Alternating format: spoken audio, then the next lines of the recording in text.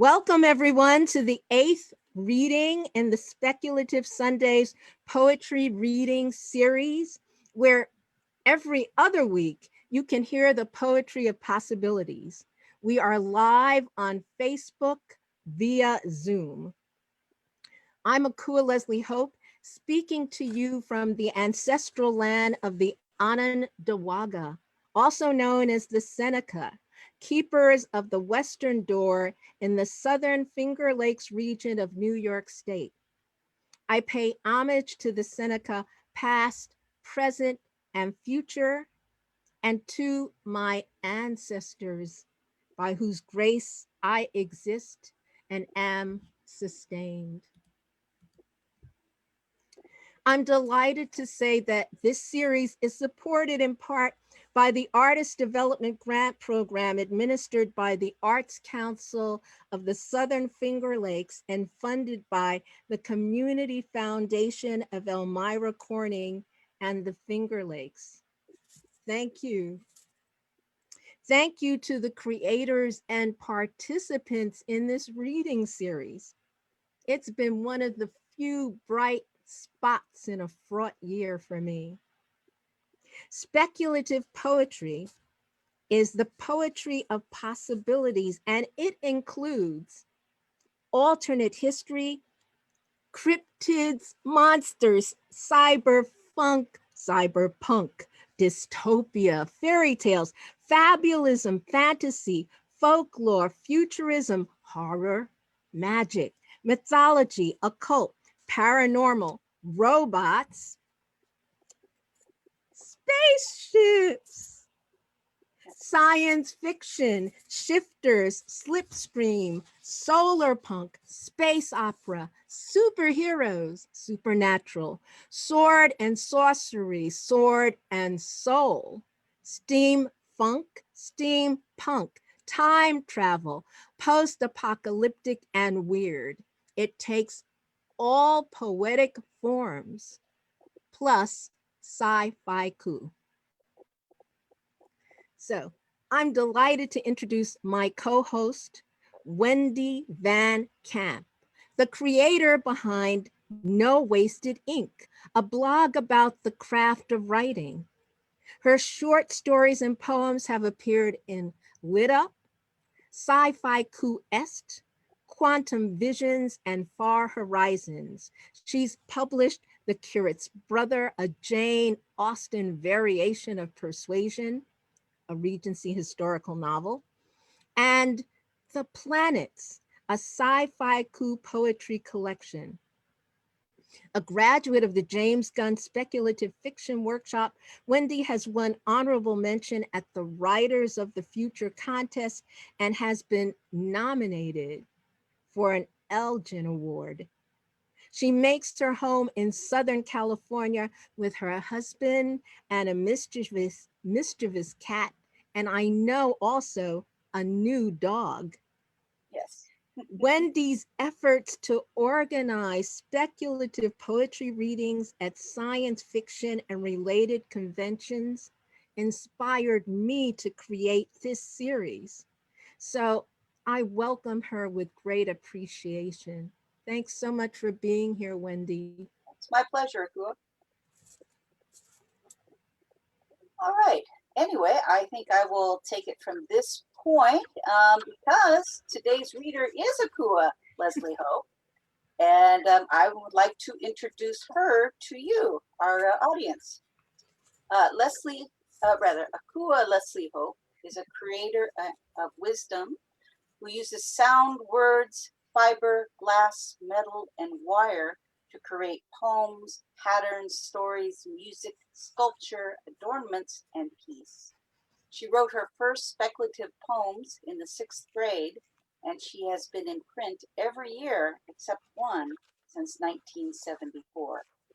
She is published in numerous literary magazines and national anthologies, including About Place Journal, Haiku Universe, Wreaths for a Wayfarer, an anthology in honor of Plus Adasami, Lockjaw Magazine, Violet and Wing, an anthology of domestic Fabulism, 50 over 50, Maneuver Rising, Haiku Windows, Strange Horizons, Starline, Crafty Poet 2, The Cossack Review, Silver Blade, Tiny Text, and actually about a dozen more in the list here. You can skip She's them. very well represented. She's a third generation New Yorker. Her honors include the National Endowment for the Arts Fellowship, 2 New York Foundation for the Arts Fellowships, a Science Fiction and Fantasy Poetry Association Award, which is the Riesling, and a Pushcart Prize nomination, among others. She has twice won Rattles Poets Respond. Her poem Endangered for Arabi became the text for a song commissioned by the Duo Lied competition. Her first collection, Embouchure, Poems on Jazz and Other Musics, won the Writer's Digest Book Award. A Cave Canaan Fellow, her collection, Them Gone, was published in 2018. She's an avid hand papermaker and crochet designer with over 130 patterns published, including 3 dragons and 2 mermaids, who exhibits her artwork regularly. She is a paraplegic, and she founded a paratransit nonprofit. She sings songs from her favorite anime in Japanese, practices her soprano saxophone, and prays for the cessation of suffering for all sentience. Her speculative poetry chapbook, Otherwares, was published just this last October in 2020 by Art Farm Press. And Akua, welcome to Speculative Fictions, and please engage us with your poetry. Thank you so much, Wendy. Although I hope these are speculative poems that, Yes. yes, versus fictions. I know you do both. I know you do both. So I'd like to start with um, the personal. In fact, when I thought about what I would read, because of the many forms that I've gotten chats that speculative poetry takes, I write in any number of them, but I wanted the 20th to be personal, as it's a personal time of year. Today's the day before the birth of my beloved father, so I dedicate this reading to him. He's no longer on this plane of existence. His birthday is tomorrow. And this was cut from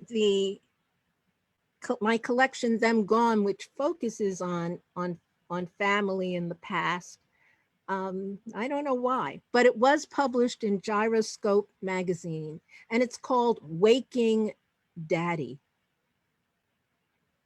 He was always tired, worn out, grabbing a few hours sleep by day for long, wearying work at night.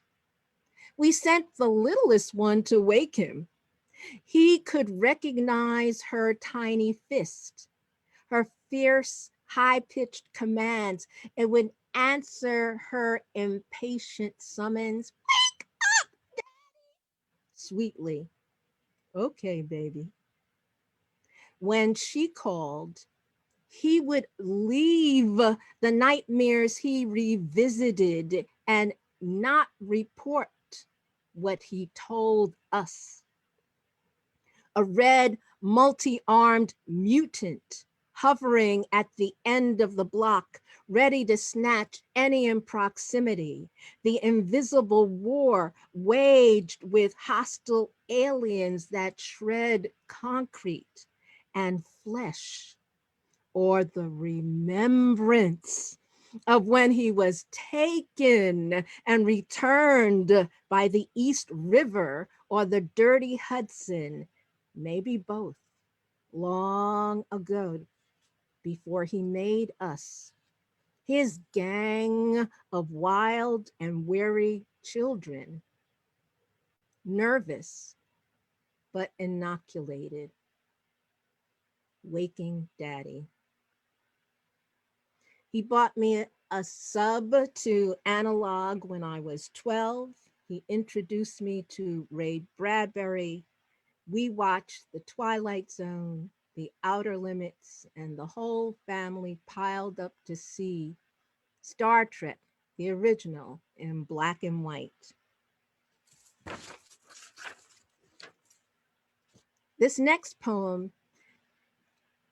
is about a question I keep having in terms of naming. So those of you who know Ursula Le Guin's work and who were inspired and influenced by it knows that in her Earthsea series, she makes us think about naming as a magical act, naming as an act of control, naming as a kind of journey and understanding. But I used to be concerned about something I saw almost counter to that occurs in film, which is every time someone says, oh, there's blah, blah, the whatever gains in power and gobbles them up. Monster. Acrid smoke, wearing bones and flesh, beautiful as all plotted, constructed things are wont to be, sinister as current born waste, frightening as radiated babies. Never ever tell it that you know it for what it truly is. Never say its name, never point, shriek, nor embrace, believing your love alone can transform the howling empty to fullness, stench to fragrance, absence to presence, non-entity to being, unmaking to order. This chaos is absence of collagen, droop of eye, drag of foot, sag of muscle, strip of myelin, loss of reason, undulating, jagged, razor-coated lies.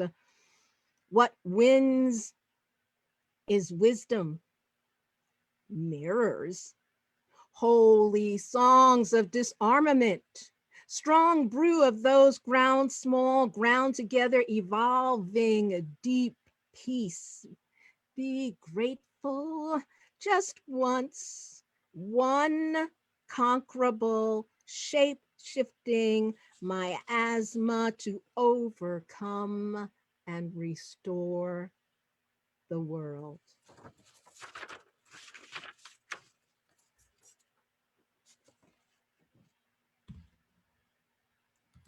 As Yemaya. Yemaya came to the New World. She's an Yoruba Orisha, patron spirit of the oceans and rivers, depicted as a queenly mermaid. And I first learned of Yemaya from Sergio Mendes and Brazil 66. And they had this song, this incredible album that didn't get to hit the charts in the big way like some of their other tunes, but it was Ye Maya, Ye Maya, ba ba ba ba da ba da ba da ba da ba da ba da. And I'm not saying ba ba da because I don't know the words. That's what they sang, Ye Maya, as Ye Maya. When I was paralyzed, my two legs felt as one, sparking something that began below my waist, disconnected from my will. They floated on their own in a sea of perception, embraced everywhere, sensate and sinuous. I swam up from brokenness into dream, darting in 3 dimensions, as unafraid of up as down, as skillful with left as right. My great lungs fill with air, my long arms strengthen with each sure stroke as I plunge toward my sister, pink and black, leatherback, who does not blink as we match motions and dance. And all around me, light from water crossing foremothers who did not fly but swam and sang across hidden valleys and buried mountains as humpbacks do, all around the globe at once, in a chorus of continuance, history sharing like right whales who survived their Holocaust, carry memory for hundreds of years, outlive generations of miscreants and murderers, unforgotten wounds, now mere tattoos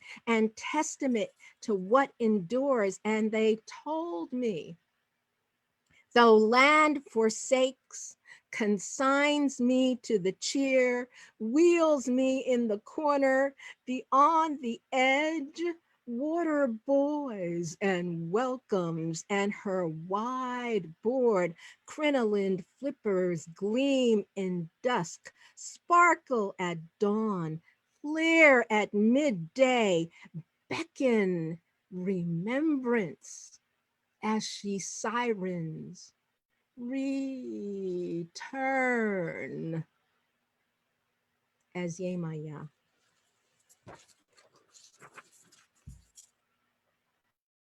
5 times more. Helped from treacherous land back to shining sea, lifted by her human shoulders, scale dappled waist, fin engulfed ankle. Grateful mermaid grants each man a wish. One asks for twice his wisdom and poof, spouts Shakespeare's sonnets and sculpts. The second asks for 3 times his wisdom and voila, knows quantum physics, architecture, chaos theory. The third man asks for more, 5 times his base allotment. Mermaid warns, so much. Are you certain? He insists. Are you granting wishes or what? But this will change everything. She troubles sweet water. This will change everything. 5 times more wisdom, he demands. And boom, he is made a woman. 5 times more.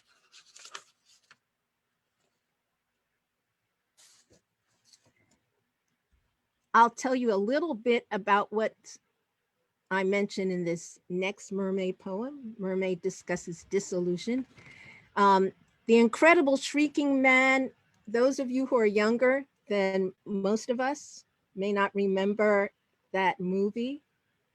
It was done in 1957. Check it out. Powder, another film, was done in 1995. And A Lull in the Sea is a Japanese anime series, and that was 2016. So 40, almost 50 years span the references in this.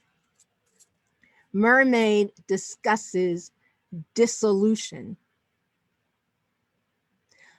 I watched your movies for clues when ashore collecting shining stars as breadcrumbs to follow through and out denial's woods. In bits, you tell a truth. The shrinking man becomes one with everything. His diminution and expansion ascending to the cosmic. Powder burst in light, fraught and flowering grace of radiant waves transmuted to a higher vibration.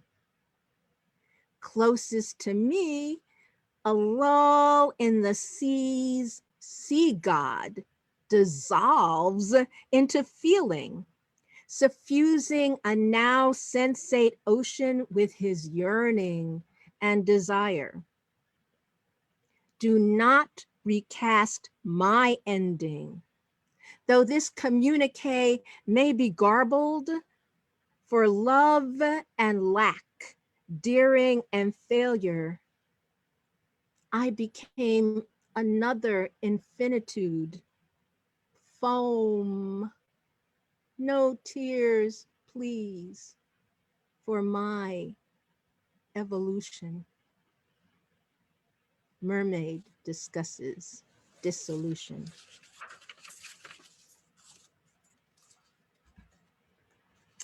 And now I'd like to share a surprise. A dear friend of mine, Mary Alice Little, harpist who's accompanied me, who's partnered and collaborated with me over now a couple of decades. Oh my gosh, is here to share some of her creation.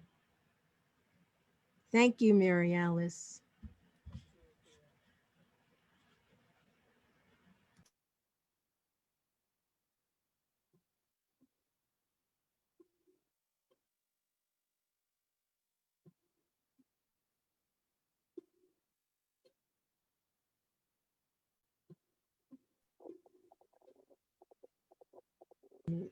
I'm unmuting me to say we're not hearing you, Mary Alice. Can you hear me at all? Now we can. Now we Now can. you can. Yes. Okay. I'll start again. Thank you. Thank you. Thank you for letting me know, and I'll try and play louder. Maybe that'll help. Can you hear that? Good. Okay.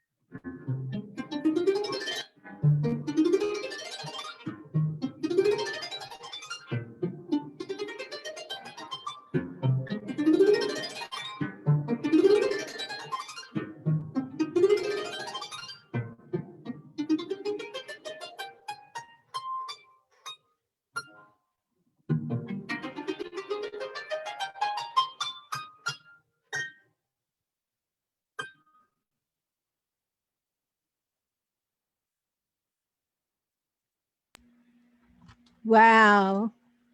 Thank you so much. Thank you. Oh, thank you so much. Love you. You're wonderful. Thank you. Love you too, Akua.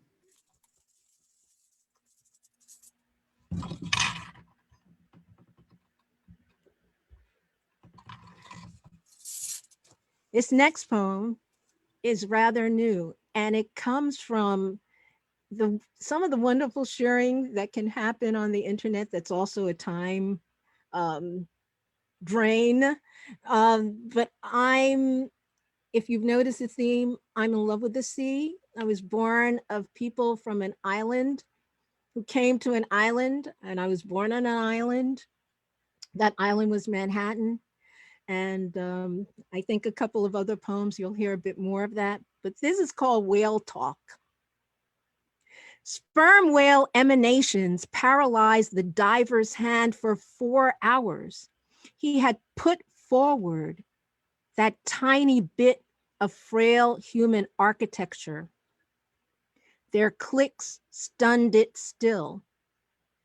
They don't engage the submersible nor the equipment burdened body.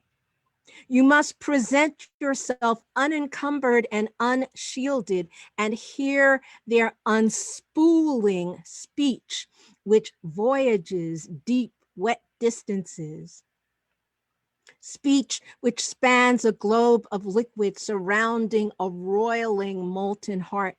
Speech traversing realms and territories of nation states freely. Speech which doubtless does as much as it undoes, clicks you from the inside out, moves as much as it halts, from brains 6 times larger than ours, possessed 15 million years longer. Dense spindles packing each micro measure with signs of multiple meaning, holds within its music power, within its power magic. Sperm whale, come speak me whole. Whale talk.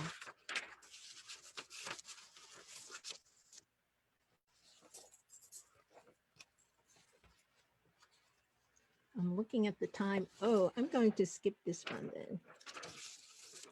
I'm going to go to this one. Ebo Landing. I've been trying to figure out how to write this poem for a while, and this is fairly well-known folklore, and I debate explaining it at the beginning, so I'll say more about it at the end since I think it's fairly well known, and those of you who don't know it, I think you'll get what I'm talking about. So I dropped one ghost poem, the whale ghost poem, to read this ghost poem. Ebo Landing. We are incomprehensible to you who feel only fear when you hear us. Spider, silk on face, chill up back, which is a success perhaps, to have both sugar and fat, to die of excess and sloth, not like we hungry wraiths, whose forgotten flesh was sinew, whose non-existent options were to live death or die living, whose path was clear, undo or be undone. Our drowned captors are silent. Their injustice muzzles them. We sang the song of homegoing, a freedom-bound journey as we drowned with determination, deliberation, avowals to never surrender, to die and return from whence we came, from where we were stolen, to resist and not submit, calling to our God, Chukwu, for escort, for conveyance, for admission to the next phase, the existence beyond this terrible land, out of reach of horrible hands, those who would eat our souls, bite bit after bit, daily flay flesh from our backs, lynch us, take our babies, rape our young ones, and in that future in which you tremble by our whispers, lingering laments, you would believe such theft was chosen. And that is what frightens you. We refuse to languish in longing, reverberating answers echoing through the water, slow lapping sounds, waves creeping on land, our avowals, we consecrated our commitment, how we said no with our lives, for our lives, how we refused that hell on land, making generations of grist for the hideous mill of rogue capital, the codified caprice of robbers. We brothers, sisters, daughters, sons, clear-willed, strong-souled, liberty-led, freedom-fed, return to Mother Water, singing away open. Out of 75, only 13 were found drowned. The rest of us lifted, transmuted, flew. Ebo Landing. Ebo Landing is a historic site at Dunbar Creek on St. Simon's Island in Glynn County, Georgia, where in 1803, 75 Ebo captives, after drowning their captors and running the ship York aground, marched ashore, singing, and walked into Dunbar Creek, committing mass suicide. 13 bodies were recovered. The rest remain missing. In 2002, the site was declared a holy ground.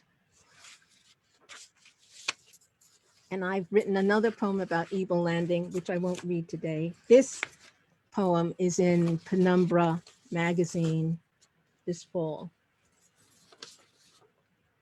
And I'm looking at the time, so I'm going to skip and skip. I'm going to skip that one. Well, I'll leave one of those.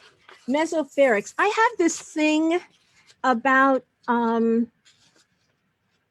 fascinated with the idea that there are creatures that are alien in the sea. So I have series of poems about alien sea creatures, not the ones we know. And I think there are creatures that are alien in the sky. Like we're always thinking of aliens as being outer planets, other planets, where I don't think we've discovered everything we live with. So let me pick one or two of the mesophyrics, because these are all sci-fi coup. Let's see.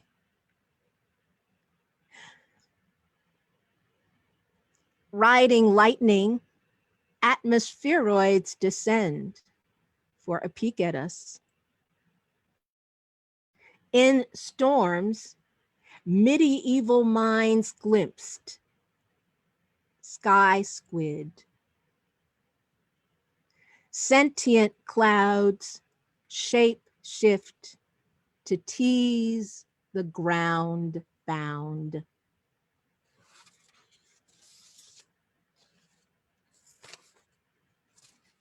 Above for 9/11.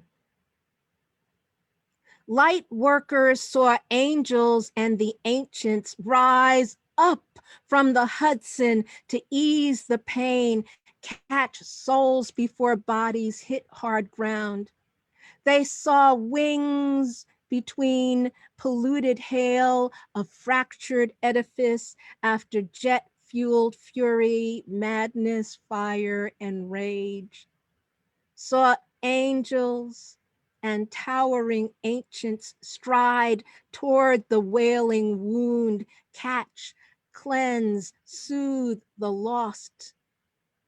Land keeper Lenape, one with the land, rose for their home, Madahatta, to their love and their duty. Day the sky fell, raining lives and loss.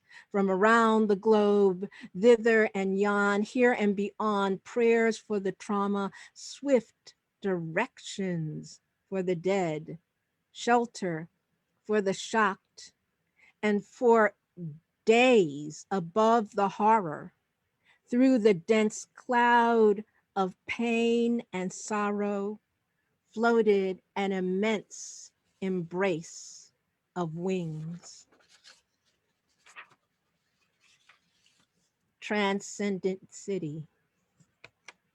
Outsiders sing its whiz bang. My uninterred placenta floats above steel and glass juggernauts, kissing many pockets of green, sweet time shifting boxes of home born to its wonder, salt breeze, fuel sweet possibilities unfurling my shred, nest, scatter, and coalesce. You'll never know this city unless born here, heart rhythm skewed, eyes tuned to magic, ears set for choirs of immigrant tongues, the many makers creating new days, root ropes of history, tether, sting, hammock, swing, a nexus for this universe and humanity's next leap as farms sprout on rooftops, fan out on barges, trees grow in air, and aquaculture fin yards bloom kelp, lap east shores, red hawk, pheasant, and parrots fly while coyotes roam my galactic sparkling city, New York, my home. I miss you so. Transcendent city.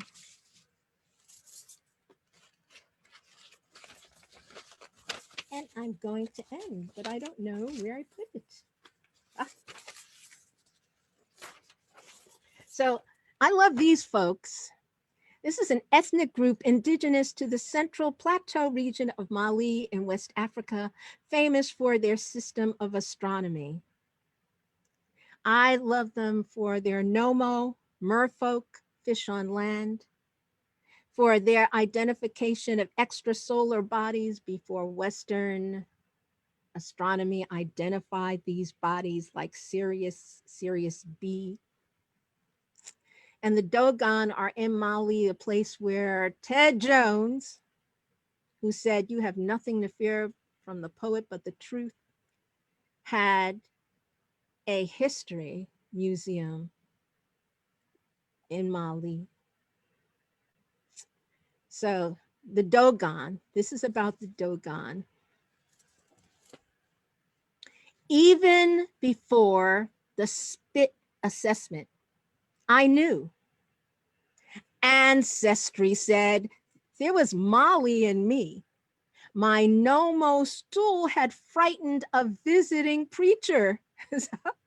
Circle of many next to the ancestral couple, stoic, seated together, holding a point open for connection atop the cedar cupboard containing old percussive toys, glass xylophones, goatskin rattles, iron bells, reed flutes, kalimba, instruments of soft summonings that had calloused my thumbs, exacting a toll for expertise, or set an echoing stir within, urging me to play on.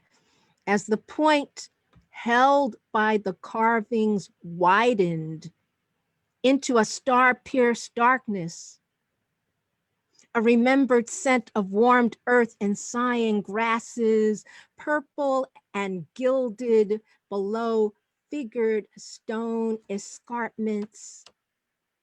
Sounds came from me, some unknown remembrance calling, singing into space, humming, homing, clicking and chirping, songs of something, something like song, as again an imagined window widened, became a dilating door that I stepped through. Dogon. Thank you for listening. Well, thank you, Akua. That was really inspiring. Thank So let's all give her a round of applause. I know we can't hear them, but we can see you, so that's fine. I guess this is the part of the show where we do an interview of the poet, and Akua has asked me to fill in for her usual spot since she can't really interview herself after all. Anyway, I've prepared a couple of questions. Nothing too arduous, Akua. and there may be questions in chat as well. You never know. We'll look for them. If any of you have a question for Akua, go ahead and write it into the chat, and we'll go ahead and pick up from there after a couple of questions. First off, Akua, why don't we just do one of the basic questions that most poets are asked? When and why did you begin writing poetry in the first place? And I see someone ask that. So I think I stuck it in the bio you read. I wrote my poems in the 6th grade. And I remember one of them goes like this: will run and find a sacred place where I will kiss your burnt off face and you will touch my non-existent lips as the bomb continues to rip this doomed world. I came up when we had to do duck and cover in school. And so I was really concerned about losing the world. I'm grateful to be the age that I am because I spent at least half of my life not believing I would live for that length of time. And not from the kind of existential things that now our youth confront, which is heartbreaking. But I really thought, because we had to rehearse being irradiated and having a bit of a mind, and a father who taught me a bit about physics as well as other sciences. If the bomb dropped, ducking cover wasn't going to do anything for us. So that was the impetus at that age. But before then, I've just got to say, I grew up with people who were eloquent, educated, and I was very shy and didn't speak and it was my way of communicating to write. So my first poems were um, dictated to my beautiful, also departed, wonderful mother, who was my first secretary. So I would, I don't know why they didn't think that I needed to be, what's the word? Vibrant. Literate, you know, it was good enough to be oral and tell her, and she would write them down and read them back to me. So I mean, so that's, and I think that's kind of like, there are things that I do before I can do them, and that was like, I was writing poems before I could write. Wow. Now, it sounds like your parents were a great inspiration to you when you were young. But Absolutely. was my there my was my there a parents, was there a poet though that perhaps inspired you in your poetry as well, well? let me say this. My my parents both grew up within 4 blocks of each other. They're both children of immigrants. And my father's junior high school teacher was County Cullen, who's a very famous Black poet. And so I grew up with books in the home and hearing discussions about not literature per se, but they were very rigorous about their use of language and being articulate and expressing yourself, because that's what they did with each other. Um, my parents and my grandparents. I spent time in my grandmother's mom and pop store, watching her talk to people, be a kind of lay minister to people, um, lend people money and stuff like that. So it was for me a very rich and stimulating environment. But most of all, since I was a psych major, I also think it's about birth order. I'm the firstborn of the third generation of my families in America. So I had all these grown-ups talking to me. And I also learned from them, they now tell people this, I never had the whole like baby talk thing. So I was talking to grown-ups um, and enjoying it. Oh, that's excellent. Now, I do have one question I want. It's a little sensitive, but you did Sure. bring it up in your bio that you wrote for me. Being a handicapped poet, Yeah. you are in a wheelchair, of course. Can you Can you offer? can you all see? There it is. Yes, indeed. I was just wondering if you could offer advice to others that are disabled but wish to have their voices heard. Are there forums or websites or organizations you could recommend that have been of help to you as a poet in that regard? No. Yes and no. So yes, I can recommend places, but no, I didn't get any help um, as as a disabled poet or through my disability. Um, and I guess because my life is, if I'm lucky, maybe divided in half. I didn't lose the ability to walk until I was 53 years old. So I had 53 years as an able-bodied person, and won most of my awards and stuff because of that. So I've got perhaps a unique perspective, disability, although they say, you know, with age comes a loss of, I hope no one becomes paralyzed in a wheelchair. But on the other hand, um, becoming disabled maybe awaits more people than might want to have that happen. However, there's, I have like a book that no one ever wanted to pick up that's just about the adventure of being disabled and how invisible the struggles, the strictures, and the constraints of the disabled were to me in terms of accessibility. There's this whole thing around universal access that, again, was opaque to me, that is now transparent to me.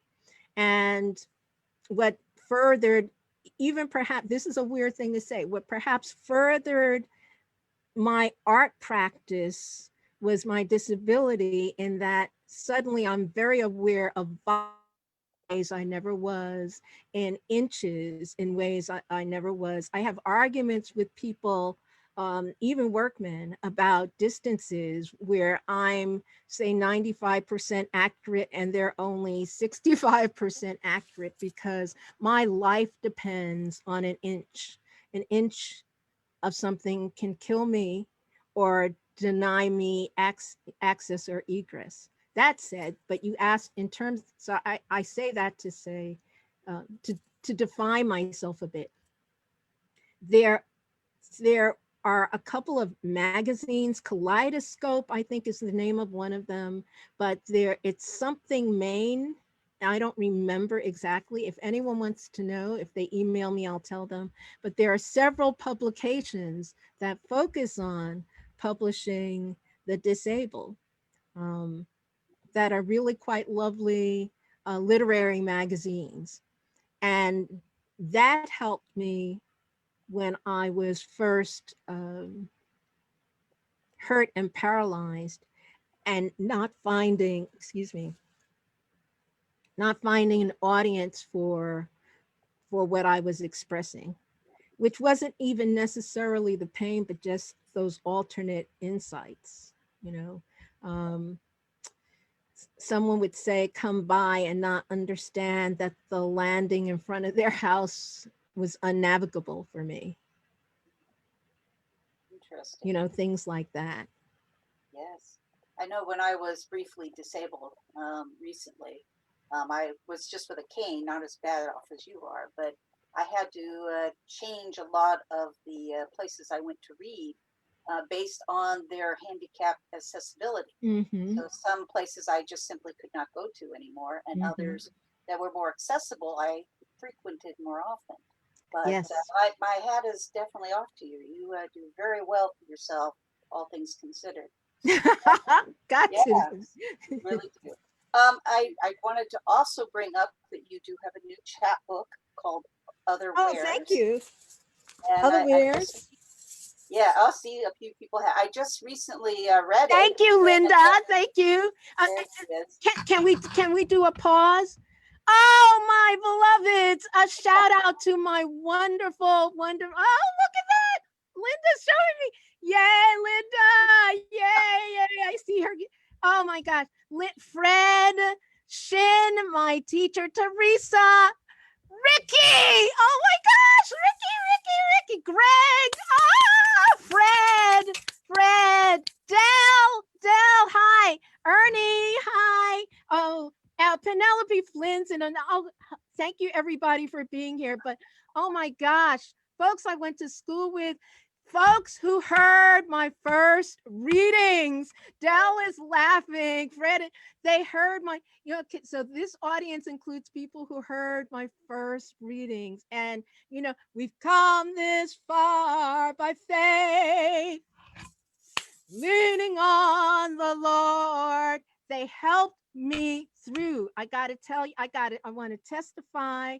There are people in the audience who helped me through. Wendy, I was in college. I was in the first group of women in this college, and there were, I think maybe 1% of us were, some micro percent of us were Black. And I was writing poetry then and reading then. And these people are part of the community that told me to keep on. I'm gonna cry. I'm so verklempt. Well, I'm glad Thank they you did. all. I love you all. It's great, I Akua love you Lezli. I'm all. telling you, I your love you. style persists. Your style persists. Yes. It's really took me back to the 1970s. So I really love how you not just evolved, but you have stayed true to your soul, because that was the soul I heard in the 1970s. It's great. It's really It's Thank true. you. It's true. Thank you. Only thing missing was that, like, the cans of bread. Thank you. Thank you. Thank you, Del.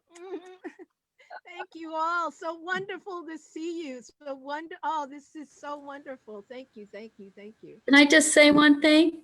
Oh, I yes. love how you sing. Teresa! I love you. Thank you. Hi.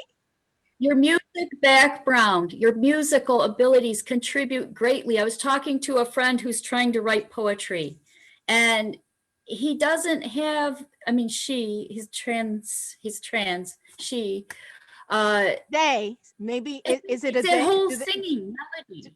do they say Pardon they? me? Maybe they're a they? It's she. Oh, it is a she. Okay. It's a Okay. she. But I keep thinking of, white men can't dance, white women. I don't know. She has the white man grown in for up as a 60s into the 60s. But that was a good time. What? A time to change. Can you Time. imagine coming out as a woman and you're 69 years old? Oh, But age. Oh, I thought you were saying in the age. 60s. Oh, No, in this age, oh, in her 60s. But there's this stiffness and there, coming into herself as a woman. And yet I say, do you sing your poetry? There's a melody. And when I hear you place your voice, you just live it. You sing it when you write poetry. And I haven't written for years. And oh, don't tell me that. I'll be bugging you now. I miss it. But then I sing it. I'll make up little things that in my head, but don't write them down. And you Please do. inspired me to write them. Please do. What? Yes. Thank you. Thank you for your inspiration. You are like you're always. wonderful. Teresa, thank you for being here. Yes, thank you for sharing. Of course. Are there more questions? I don't want to not answer questions. There was one, Akua. Yes. Hold on, let me read it to you, and then we'll have you answer. I believe this is from C. Cosette. Mm-hmm.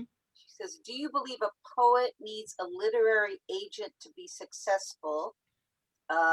Please explain while you... Cynthia Cosette is the one who asked that. Uh-huh. No, I don't believe a poet needs a literary agent. Agents help. Agents actually help. But see, I'm an old lady now. So the world has changed and changed again. This is an unbelievable era to be a writer in. And so I would challenge you to identify what your desired outcome is. A literary agent is necessary depending on what your desired outcome is. I mean, if you want an audience, you can create an audience. If you want to sell books, you can sell books without an agent. You can do it all on your own, unaccompanied, because the tools are at your... I grew up when... Okay, I'm just going to hold up this piece of paper. If I wanted type to, I don't know if you can see it at all, but if I wanted type to look like that, I had to press each letter down by hand. And I did when I was making flyers for my readings. It used to be press type. And I took a class to help me judge the distance between letters. I mean, imagine, it sounds like the dark ages, and we thought we were advanced because, oh my gosh, we have press type. And I'll never forget when there were reproduction machines, when there were Xerox machines. I thought the world busted open because I didn't have to take it to a printer. It was so much less expensive to use a Xerox machine and hand out your pamphlets. So I'm just, I'm going a little off track. No, I don't believe you need an agent, because I know people who are wildly successful poets who didn't have an agent. However, if you want to be in a certain lane and published in particular journals by particular publishers, then agents, they're still helpful. But for poetry, it's far less a requirement to have an agent than, say, even for fiction. And fiction is busted wide open too. There are people who have never spoken to an agent who are making livings off between Amazon and other non prior to this century means of communicating. There's a revolution. So that's why I believe that, and that's what I believe. But you know, Wendy, you could comment on it too, because Wendy, I do write fiction, but Wendy is a more, you know, sustained fiction writer who's got books out there. And so what do you think? Well, that's I think a story for another time, because I could Okay. talk for hours on it.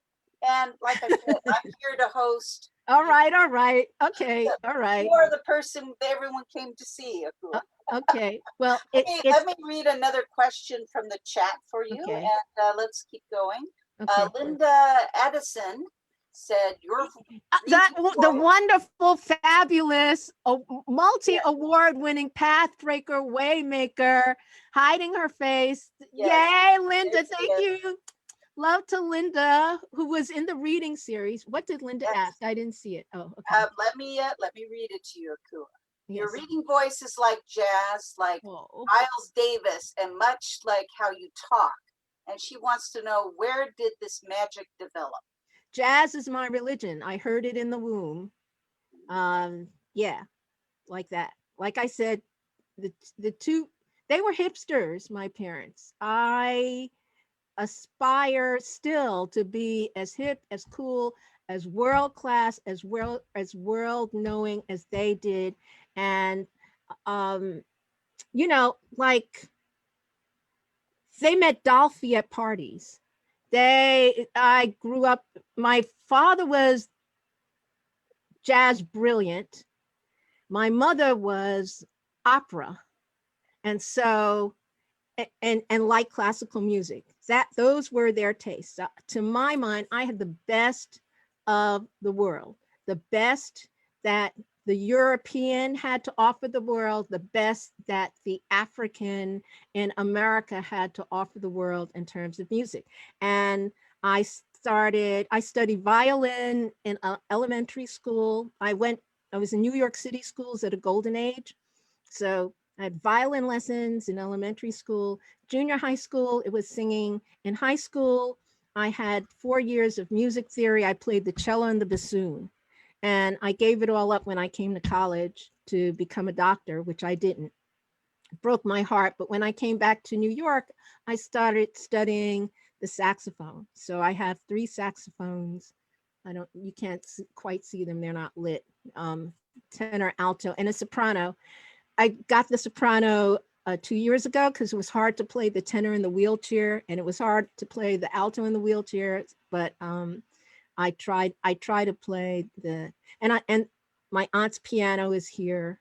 So there were people who weren't formal about music, but music was a part of their lives, and jazz was my religion. So thank you for hearing that, because I love it. And I was a DJ in college. They're my college buddies. So I was a DJ in college. And when I came to New York and was in grad school, I had a radio show at Columbia's famous jazz station with, what's his name? Phil. I forget his name now because I'm old and forgetful. But I mean, I met Sun Ra. I met all these incredible. I met a lot of people. Hilton Ruiz, who's departed, but I love me some Hilton, because they came through the radio station. So Well, anyway, we have another comment from a Gardell, who says, "Truth, whose mother is history, rival of time, depository of deeds, witness of the past, exemptor and advisor to the present, and the future's counselor," which is Cervantes said that. "So is Akua's poetry, like music and water waves." And he goes, thank nice. you. I guess he did a mic drop. Thank you. Thank you. Oh, thank you. Well, I think we're going to wrap up now, because I try to keep it to an hour, and that's what I promise people. I am so, I must, Akua, I Oh, do okay. want to mention that you do have a new chapbook out there called Other Wares. It is Thank available you. on Thank Amazon you. and Thank other you. retail outlets. Thank And I you. do urge all of you to pick up a copy if you haven't already. An Thank you. excellent book. Thank you.